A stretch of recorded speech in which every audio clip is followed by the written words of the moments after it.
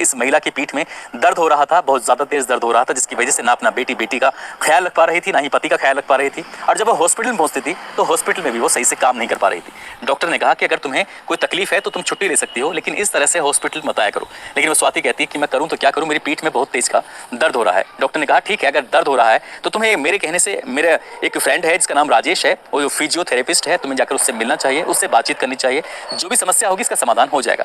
साल 2015 का ये वाक्य है। ये डॉक्टर के पास जाती है, यानी कि फिजियोथेरेपिस्ट के पास जाती है। वहाँ जाने के बाद अपनी समस्या बताती है और जैसी समस्या बताती है वो उसका इलाज शुरू कर देता है। उसे लगातार 3-4 दिन तक यहाँ फिजियोथेरेपिस्ट के पास आना था, इसके इलाज लेना था। और इसी बीच में इलाज करते करते कब ना जाने इस महिला को एक बार फिर से प्यार हो जाता है।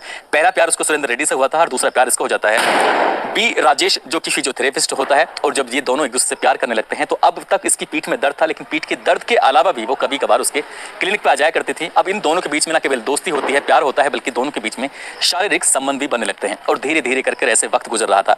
जब जब इस महिला का यानी कि स्वाति का पति घर पर नहीं होता था, तब तब वो मौका पाते ही इस अपने फ्रेंड को यानी कि फिजियोथेरेपिस्ट दोस्त को बुलाती थी घर पर और दोनों इत्मीनान से रहते थे। लेकिन एक दिन ऐसा होता है, अचानक ही ये इसका जो पति होता है सुधाकर रेड्डी, वो घर आ जाता है और अपनी पत्नी को उसके साथ वो आपत्तिजनक स्थिति में देख लेता है। अब इसका जो पति होता है सुधाकर रेड्डी, वो अपनी पत्नी स्वाति से कहता है कि जो हुआ है सो हुआ है, इसे यहीं खत्म कर दो और ये जो कर रही हो वो तुम बहुत बुरा कर रही हो।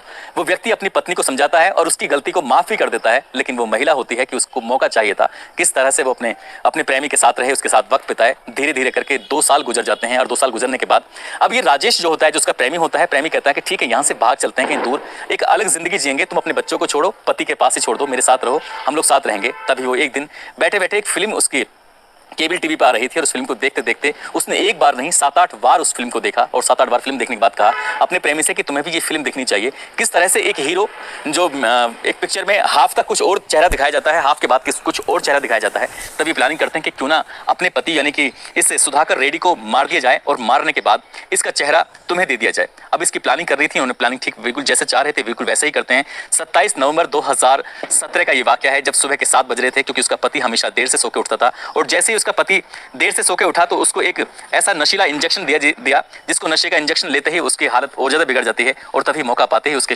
सर पर एक भारी वस्तु मारी जाती है और भारी वस्तु मारने के बाद उसकी वहीं मौके पर मौत हो जाती है। इसकी लाश को ये कब्जे में लेते हैं, लगभग अपने उस शहर यानी कि नगर कुरनल से यहाँ से लगभग 20 किलोमीटर दूर जंगल की तरफ जाते हैं और ये प्रेमी प्रेमिका मिलकर उसके शव का अंतिम संस्कार कर देते हैं। अब यहाँ तक तो सब कुछ ठीक था, अभी तक किसी को पता नहीं चला। अब सुधाकर रेड्डी तो हमेशा हमेशा के लिए मर जाता है, खत्म हो जाता है, लेकिन अब पहचान देनी थी, इस प्रेमी को बनाना था सुधाकर रेड्डी। और इसके लिए वाकई उसके चेहरे पर जगह जगह पेट्रोल उसका एक प्रेशर के साथ डाला जा रहा था और उसके चेहरे पर आग लगाई जा रही थी। कभी चेहरे पर तो कभी गाल पर, कभी सीने पर, अलग अलग जगह से जब पूरी तरह जल जाता है। ये एक डॉक्टर से जाकर बातचीत करते हैं कि अगर किसी का चेहरा जल जाए तो उसका चेहरा कैसे ठीक होगा। ये हैदराबाद का मशहूर हॉस्पिटल होता है। वो कहते हैं कि ठीक है, उसकी प्लास्टिक सर्जरी कर दी जाएगी और प्लास्टिक सर्जरी होने के बाद सब कुछ ठीक हो जाएगा। यानी कि जो प्रेमी है अब उसे पति का रूप दिया जाना था। उसका हॉस्पिटल में इलाज शुरू हो जाता है और घर वालों को सूचना दी जाती है कि इस तरह से वो जल चुके हैं। और जैसे ही हॉस्पिटल में इलाज चल रहा था, लेकिन वो मटन सूप को पीने से साफ इनकार कर देता है। और माँ को यकीन नहीं हो रहा था कि माँ के हाथ का बनाया हुआ मटन सूप उसका बेटा बड़े चाव से पीता था, चाव से खाता था, ये आखिरकार मना कैसे कर रहा है। माँ को यहीं से शक होता है। पुलिस मामले की जांच करती है और जांच करने के बाद इन दोनों को, प्रेमी और प्रेमिका को, दोनों को गिरफ्तार करती है। गिरफ्तार करने के बाद इनको जेल भेज रही थी। जब जेल भेजा जा रहा था तो तब दोनों एक दूसरे के अब तक तो पक्ष में थे, लेकिन जैसे ही पुलिस ने पकड़ा तो दोनों एक दूसरे के खिलाफ खड़े हो जाते हैं। यानी कि प्रेमी कहता है कि मैं तो इस महिला को लेकर यहाँ से भागना चाहता था, दूर रहना चाहता था, एक नई जिंदगी जीना चाहता था, लेकिन इसी ने कहा कि मेरे पति को मारकर तुम उसका चेहरा ले लेना। और चेहरा करने के बाद इनको जेल भेज रही थी। जब जेल भेजा जा रहा था तो तब दोनों एक दूसरे के अब तक तो पक्ष में थे, लेकिन जैसे ही पुलिस ने पकड़ा तो दोनों एक दूसरे के खिलाफ खड़े हो जाते हैं। यानी कि प्रेमी कहता है कि मैं तो इस महिला को लेकर यहाँ से भागना चाहता था, दूर रहना चाहता था, एक नई जिंदगी जीना चाहता था,